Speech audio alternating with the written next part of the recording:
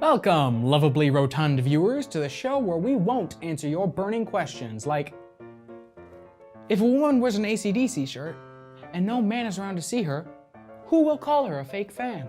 Welcome to Cartoon Gateway, the show where I talk about the average trials and tribulations of a cartoon fan. I'm your host, David Hollander. Today I was going to talk about something I had a lot of thoughts on: villains in cartoons. But then that script sort of got away from me. I had to cut 3 pages that were just Starscream from Transformers, and somehow in the whole thing I never mentioned the Ice King from Adventure Time, the Heresy. It was long and boring and basically just a list of villains in cartoons. And then I realized I'd better use my time to talk about something I haven't seen people really talk about: characters with morality more complex than a cassette player. So here we are. Did you come to this show to have a serious conversations about ethics?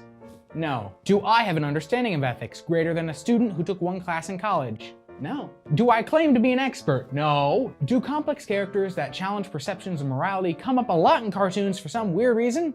Kinda, yeah. And is this show a discussion of the random things that go through the head of a random cartoon fan? Yeah. Am I obligated, therefore, to talk about that? Maybe, I wouldn't know. My contract was verbal. I don't know the deep lore of my employment.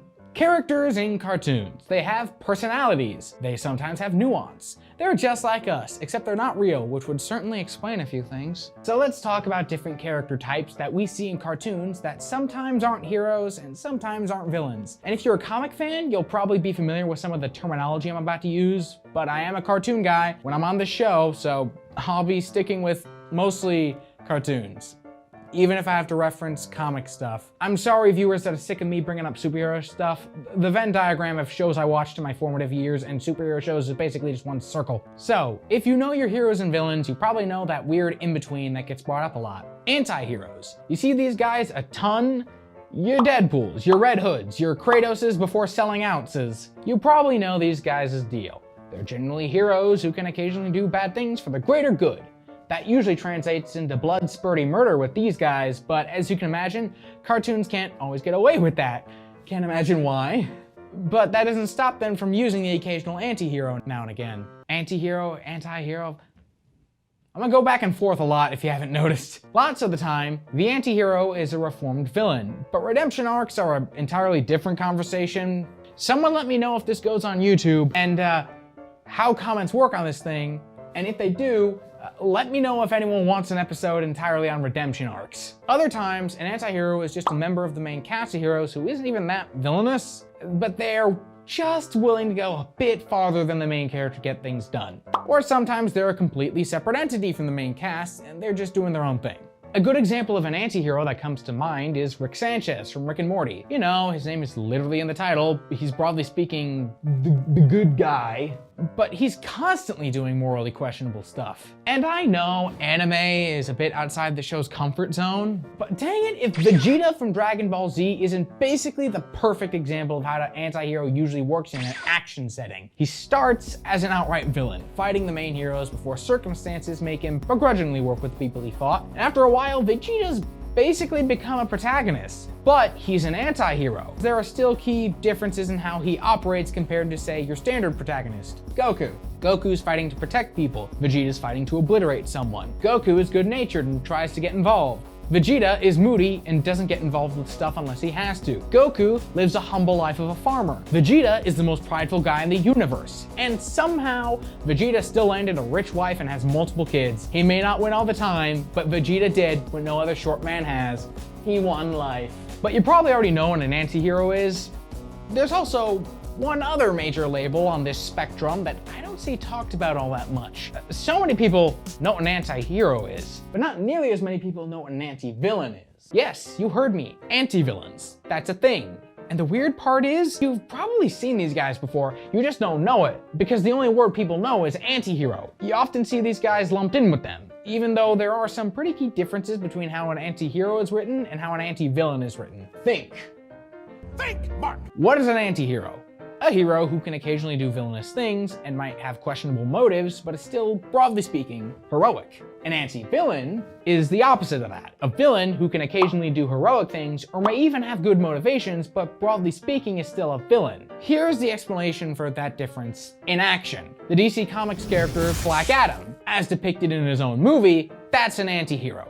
Black Adam, as depicted in the comics he's from, as in the guy who will literally go to war with the world if it keeps his people safe, but because of that, he'll occasionally work with heroes if it means defending his home, that is an anti-villain. Dr. Doom is another great example of this. I know it might not seem like it because he has the most generic villain name you've probably ever heard, but in the comics he's from, Doom is a pure anti-villain. His entire motivation is, I want to take over the world because this world would genuinely be better off if I was in charge. I literally turned my home nation from a third world backwater hole into my own personal superpower, and everyone there loves me for it. There are occasions where Doom works with heroes because at the end of the day, his goal is the betterment of society. And yet, because of his own personality, ego, and methods, Doom is still unquestionably a villain. And the only cartoon I've seen tackle this side of the character is Avengers: Earth's Mightiest Heroes, where the guy was basically a footnote. Another quick example is Red X from Teen Titans. We see so little of the dude, and he's often called an anti-hero, but I don't know if I agree with that. Red X is very self-serving, and while we do see him do heroic things occasionally, he always goes back to villainy in the end.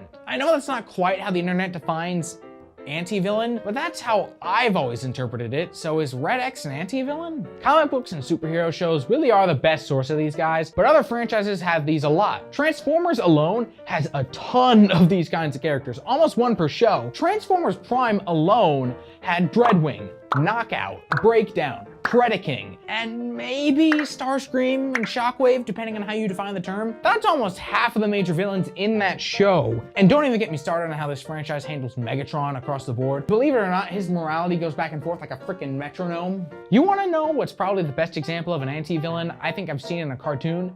The version of Satan from South Park. You wouldn't think it because it's Satan. But in this show, he's way more helpful than evil. The man is absolutely not a villain by the time of his most recent appearances, which is crazy to me because, if you haven't noticed, it's Satan. But at the end of the day, all these are just labels, and doesn't that take the nuance out of everything? This is a show about cartoons specifically, and let me talk about how cartoon fans handle their morally ambiguous characters. Fans are quick to put labels on characters, sometimes understandably so. I get it. We love to put things in boxes. It's like packing a suitcase. But I'll be the first to admit, sometimes us fans can be a bit too vitriolic to do this reliably. It's like the second a fan gets their hands on a character who can't be classified right away, that fan will take that character, lobotomize them, present their take on a character to others, and say why this proves they're a villain or a hero or something. Don't even try to count how many blank did nothing wrong videos exist. I'm even a little guilty of this, and I probably don't even know it. I may even continue to do this without realizing this. I'm in too deep. But it's my due diligence to speak for those who shouldn't speak for themselves, online nerds. So how can we sidestep this issue? How can shows handle morally ambiguous characters well? What are some bad examples? And what does this tell us about how characters like this can be written? I suppose to start, let's go with a bad example from a cartoon. And you know what? It's absolutely breaking my heart. First time I'm bringing up the show here, it's as a negative example.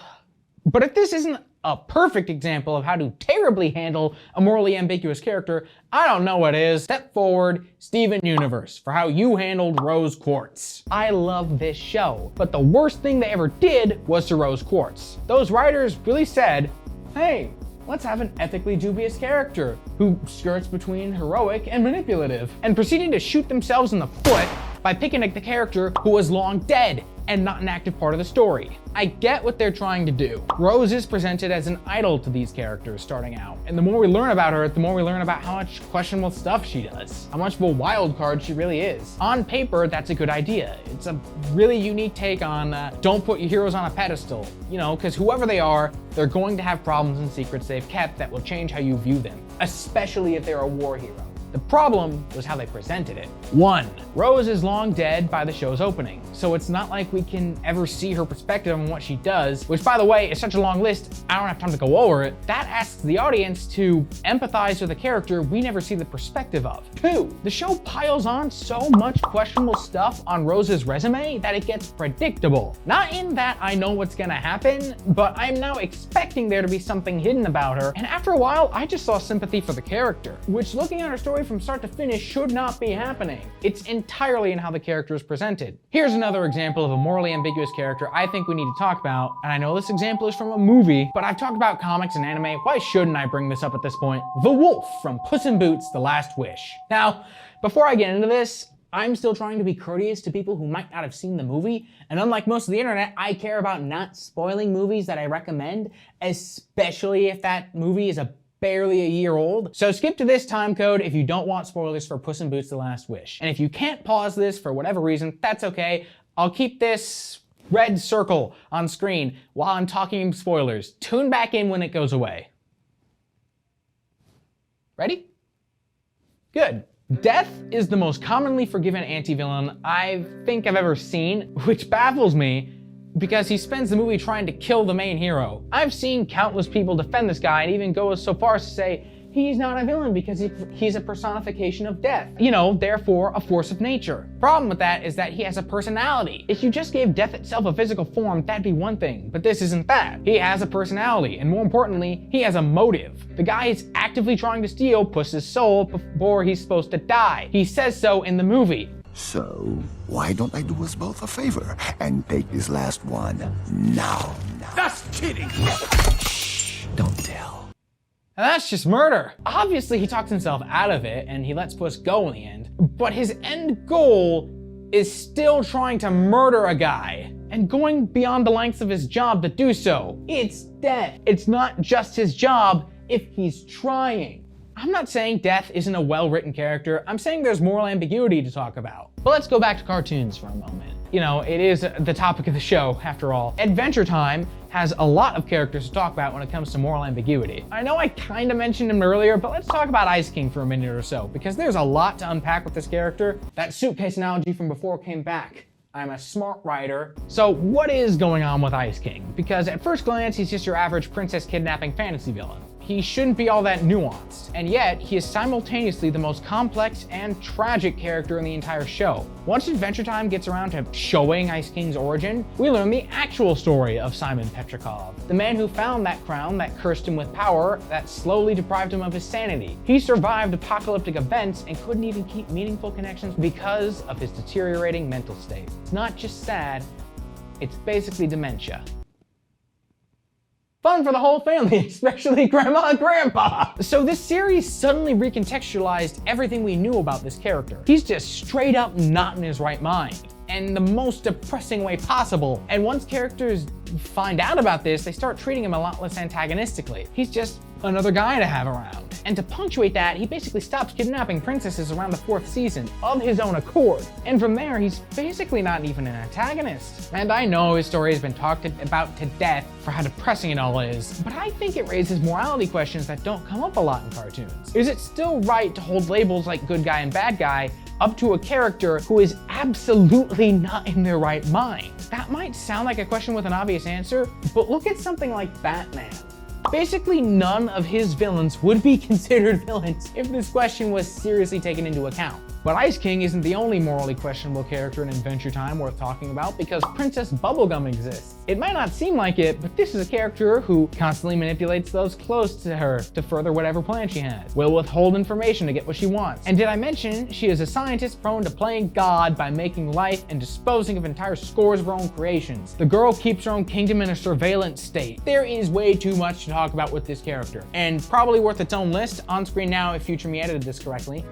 So why do I still tolerate this character? Part of that's probably because this is a character who's actively not proud of the things she's done. Part of that's probably because for every weird, ethically questionable thing she does, she's also done something genuinely helpful. And part of it's probably because there are legitimate threats in this show about 10 times worse than her. Honestly, PB getting a happy ending was probably the best thing for her, because now she has someone to care about, and she's proven time and time again that she's at her best when she's trying to protect someone she cares about. But then we get into weird territory with this discussion. Like, in a show that doesn't have much in terms of moral dilemma or even villains, would a character who's just kind of a jerk count as morally ambiguous? I mean, Bender from Futurama. That's a good example, because on occasion, he just doesn't care about things like the law and will occasionally get himself in trouble for it. But obviously, Bender's not on the same level as someone like Rick Sanchez, so does he still count? What about someone like Rigby from Regular Show?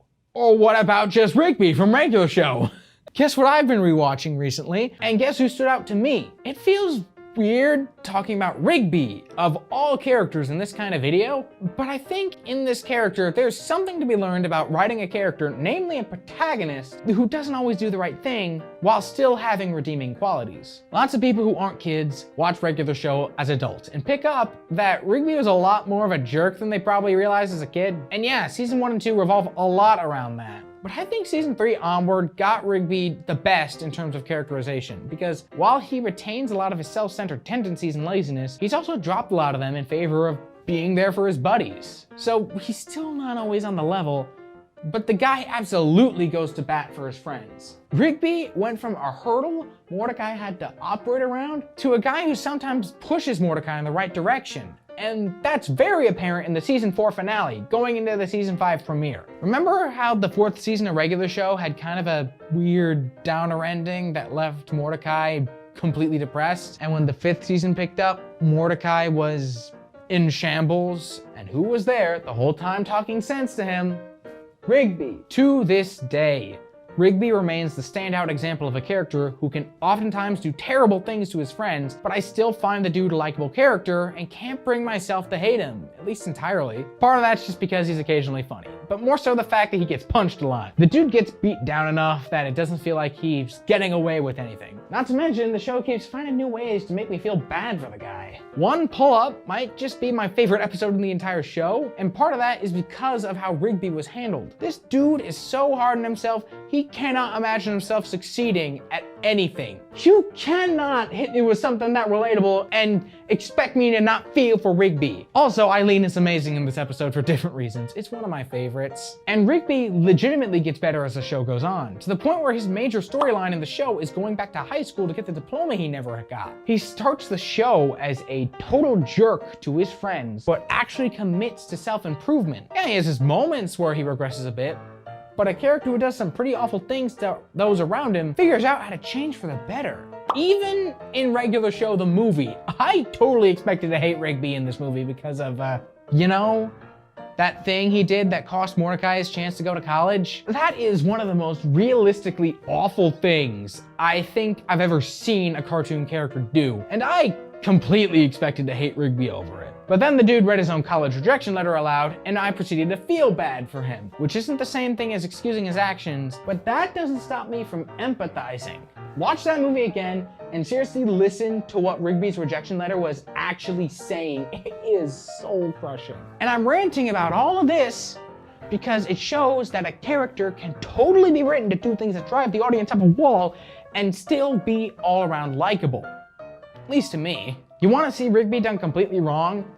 Let me introduce you to the Cuphead show. I will tolerate a lot of jerkiness in my protagonist, but there's a limit that Cuphead flies completely past. I struggle to think of a protagonist I sympathize with less than this cretin. And when your antagonist is the devil, and that guy does more good than you, that's a problem. This is a character designed to frustrate the audience, and it's not just because Cuphead is basically evil. It's because he never learns anything or tries to improve. You can argue that Princess Bubblegum or Rigby improve.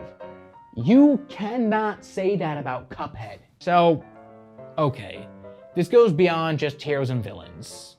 This is about how to write characters that can skirt the line a bit between good person and bad person. Should I be using words like hero, villain, anti-hero, or anti-villain at this point? I'd say no. Because unless this is a superhero show, those kinds of labels are just childish.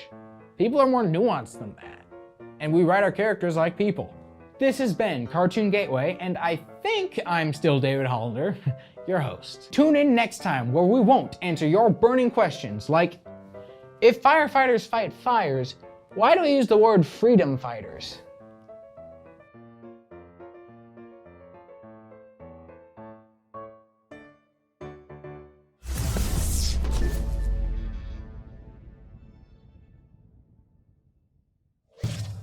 Funding for Simsbury Community Television is provided in part by contributions from viewers like you. Thank you.